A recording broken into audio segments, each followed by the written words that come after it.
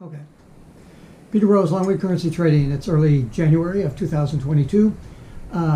Really cold, about 8 degrees this morning when we woke up. And the cold temperature and the cold reality of Forex trading when you're trying to deal with a regression to the mean event. Now, I've done a video in the past on regression to the mean in Forex trading. I did a video as well as a blog post, and there are some diagrams and stuff there, and I'll put a couple of those diagrams up as I talk about this, because it's very, very tricky to trade this particular type of structure. This is certainly not a beginner video by any stretch. As you know, I address most of my work to experienced traders who, I mean, if you have 5 or 10 years of trading, you're not watching my videos. You're doing well on your own, or you're not a trader anymore and you're broke. So the topics that I cover, if you're a beginner watching this video, is something that you're going to run into in the future. So it isn't that you need to particularly concern yourself with it or look for this stuff, because you may not have the skill in order to know exactly what is going to happen during one of these events, and you may get caught off guard trying to mess around with it. So just be aware that it's there, and then you've always got my videos and the blog posts and stuff to come back to it. Now, in the video and the blog post that I did, I discussed what a regression to the mean event was, and I described that to a mean reversion, which is more of a financial term as opposed to a trading term that I use. That's all described in the blog post. However, that talked about what this event was, as opposed to what to do with it.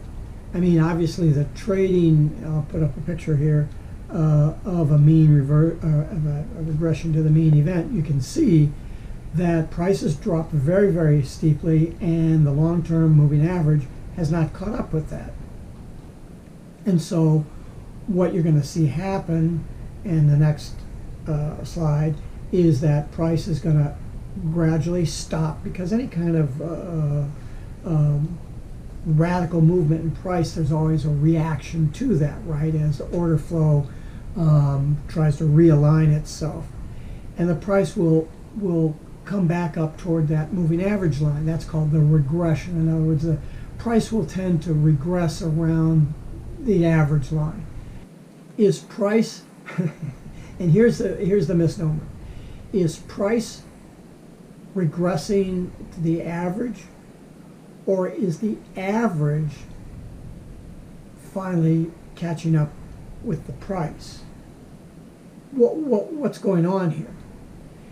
You know, the average is what happened in the past, not what's going on right now, and that's why it appears that price is catching up with the average line. Now, the implication of a regression to the mean is that two things. Number one, you've had a radical price movement. In this case, we're looking at a downward price movement where the price is broken away from its average, long-term average. That could be as short as a 21, or it could be a 55, it could be a 200. Depends on what time frame you're trading on. Yeah. So you have that first thing. You've got this big breakaway from the average. And the second is that the regression part, as the price regresses to that mean, what's happening is that simply a price reversal. After any large price movement, you generally have price trying to catch back up. In other words, the people that have sold short are now buying back their positions, and that's going to take the price up. And characteristically, these large movements constitute large order flow, and so the process of stopping the order flow means that price is going to come back up. Sometimes 50% of the way, 30% of the way.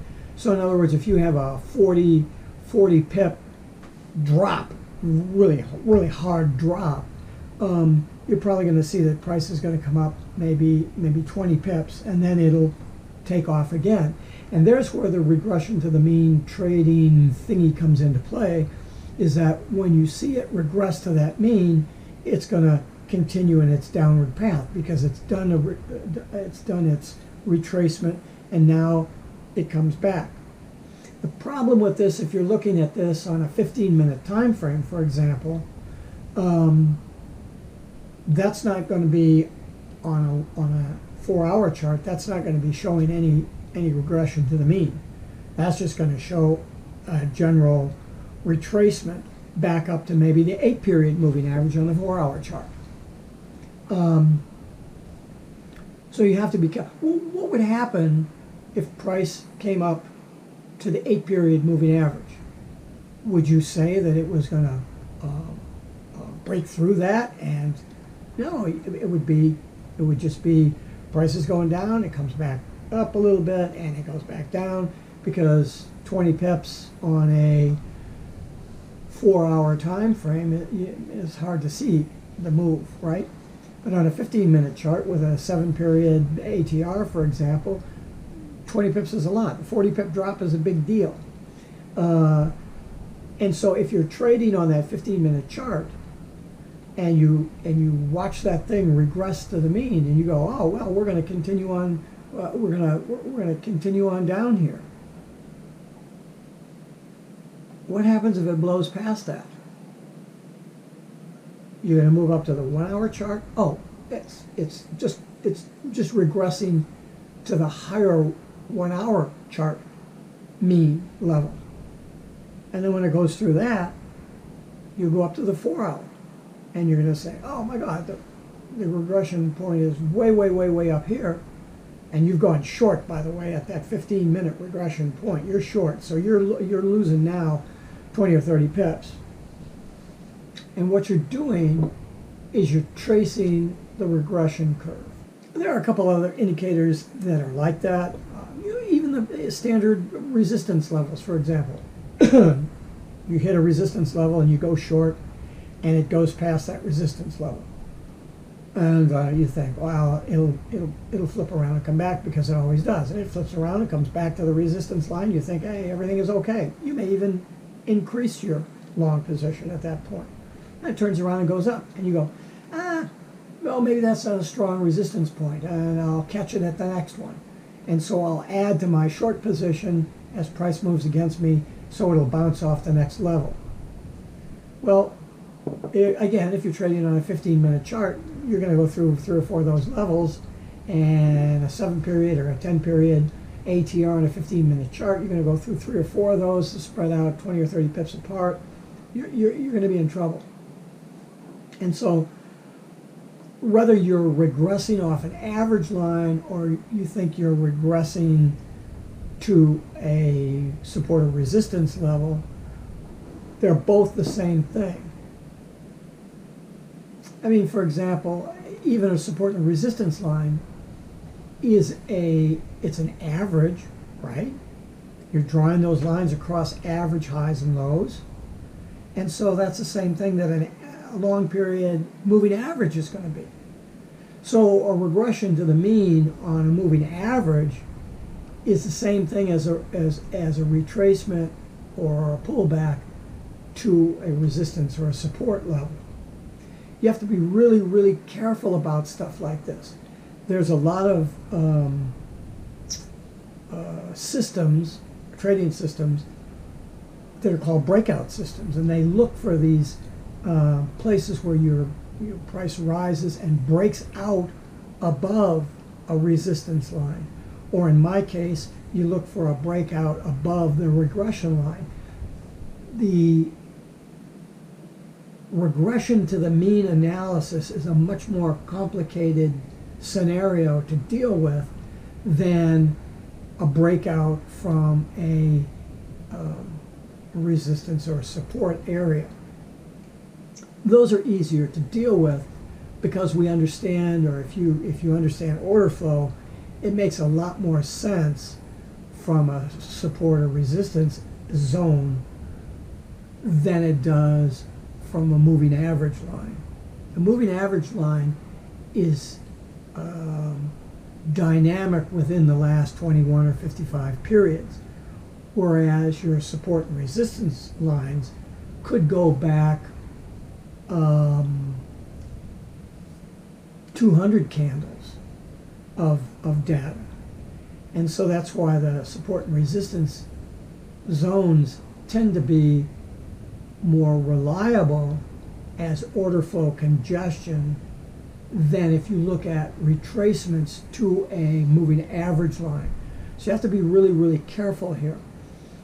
So if you're in your early stages of trading and you're using support and resistance and you see this thing about regression to the mean, you're doing the same thing, but you're doing it in a more predictable environment in your resistance and support zones, then you're going to want to fool around and try to do regression to the mean. Just because I'm an engineer and have a degree in physics and all this fancy regression to the mean stuff is appealing to me, I've lost a lot of money doing that. And I tend to get caught. There's two problems here. One is, I'll wait till it regresses off of the higher time frame moving average line. And the other is our innate ability to get out of a losing trade. And so that's why I'm such a large proponent for the structured short stop. If you're wrong, get out. And when you doubt that, or if many times what you do is because I'm just banging a lot of trades, I don't set profit target limit orders, and I don't set limit stop orders either, because I'm trading in and out. And the danger for that is you'll catch a spike and you'll go, well, it's gone 15 pips against me. I'm going to just hold through this because I'm doing a regression to the mean. And it's going to come off that. And then it doesn't. And it goes another 20 or 30 pips. And I'm stuck. And some of these things have gone a couple of hundred pips against me. And as soon as that happens, well, as soon as it goes 50 or 60 pips against you, over 30 pips, if I'm trading off the 15-minute or 5-minute, once I've held the trade 30 pips in a negative zone, I mean, the reason that I got into the trade because I am convinced of the overall long-term direction of the trade. I'm just chopping back and forth in my short-term environment, but I do have a big picture. So when the trade goes against me and I get stuck, like at the 30 pip level, yeah, I know I should set the stop, but I don't when I'm banging back and forth. This is not beginner stuff. This is me trading at an advanced level and being stupid and letting the thing go to 30 pips. I should just go, oh, whoa, I'm way over this 8 pip thing. I'm at 10 pips, I'm at 12 pips, I'm at 15, and I'm out. And so I've taken about a 2-time hit over what I should. Now I've got to have a really good win-to-loss ratio in order to make that up, which I do, and I should just get out. So I get caught in this conundrum of, well, how long am I going to stay in this trade? Well, this looks like a regression to the mean event, so I'll go up to the next higher time frame or 2 time frames up, and I'll look at that. Well, those regression points, as you saw on the chart before, those are pretty far away from where current price is. And so if I'm down trading on a 5-minute or a 15-minute chart and I jump up to the 1 hour or the 4 hour, which is really a reliable chart time frame to trade off of for long-term direction, that regression line is going to be 60, 100 pips out from where I am. So you wait 60, and it doesn't hold. And so now you go into corrective mode. You say, well, at some point it's got to come back. Shit, it's got to come back. And so you add to that position because your average doesn't cost, your average cost, that last lot that you put on, or 2 lots or whatever you're adding, if you decide you're going to get out, doesn't represent much of a loss in relationship to where your original loss was.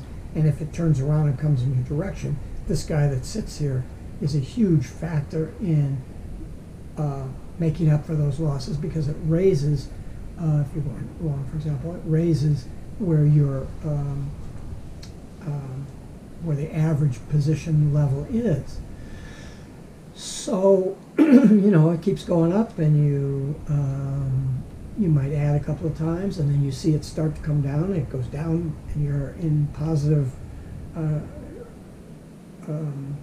you're in profit for those last lots that you've added, but you're not in profit overall for the position, because your original position is way crap down here. And so you add again, and it turns around and goes against you. And you hold because it didn't hit that 4-hour regression to the mean line, that 55 period or 21 period regression line that you're looking at. And now you find yourself a couple hundred, you don't find yourself, oh, you don't. And I find myself a couple hundred pips out. And I sit there going, what the heck is going on here? What happened? This is how you lose an account. This is how you get wiped out. And I always say, well, I'll never let that happen again. And the problem is not recognizing the danger that the regression to the mean strategy poses that you would not normally get from a support or resistance zone that you're trading off of. So just be aware of these regression to the mean events that you hear about. Most traders don't even know about them because they don't know this shit. That's not in their wheelhouse to really do their study and figure out what all these chart price action movements represent as far as order flow goes and what the ramifications of them are. But take a look at my first video that describes what these regression to the mean events are all about, and then the blog post I think will add some additional graphics that may help you out. Peter Rose, Longwood Currency Trading. Have a great day and have a great trading day.